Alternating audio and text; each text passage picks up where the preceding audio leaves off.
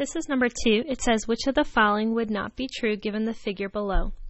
It says if triangle BXN were translated by using this rule, where you take x and subtract 3 and y and add 2, B prime would be represented by the ordered pair -7, 3. Well, let's look at where B is.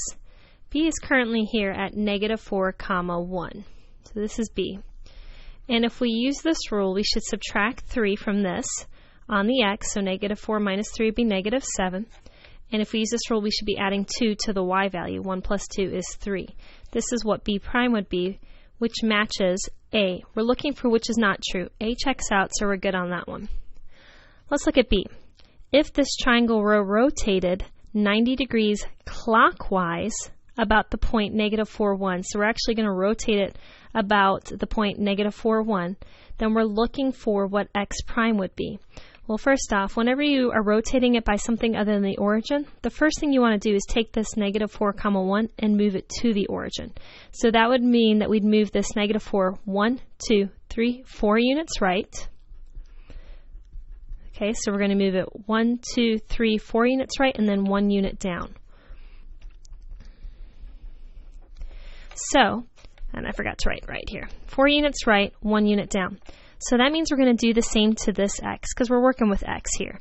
We're going to move x 1, 2, 3, 4 units right, and 1 unit down. So currently this is where my x is, here at the point 1, -3. So now that I've moved everything, we're ready for our rotation. 90 degrees clockwise is the same as 270 degrees counterclockwise. 270 degrees, find the opposite of this x and switch them. So we switch these two values, and the opposite of 1 is -1. So we find the opposite of x, then we switch these values. Now we got to put it back. To put it back, we're going to be going opposite. So basically before, what we did to move it to the right was we added 4. To move it down, we subtracted 1. If we're going opposite, now we're going to be subtracting 4, and we're going to be adding 1 to go in opposite directions. So if I have -3 and I subtract 4, that's going to give me -7. If I have -1 plus 1, that's going to give me 0, and that's going to be the coordinate for my new x prime, which matches this one here. So that one also checks out.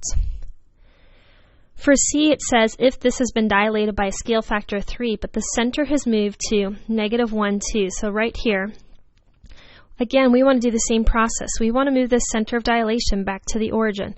So that's going to be 1 right and 2 down. So we've got 1 right, which would be like x plus 1, and then 2 down will be like y minus 2.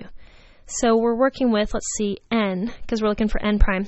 N is currently at -5, -4. So it's at -5, -4.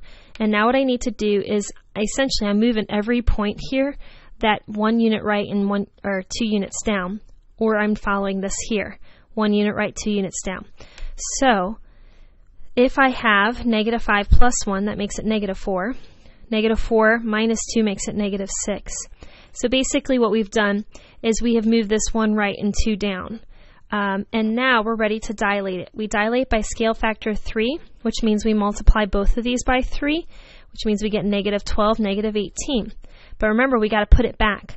Before we added 1 to the x, now we got to subtract 1. Before we subtracted 2 from the y, now we're going to have to add it.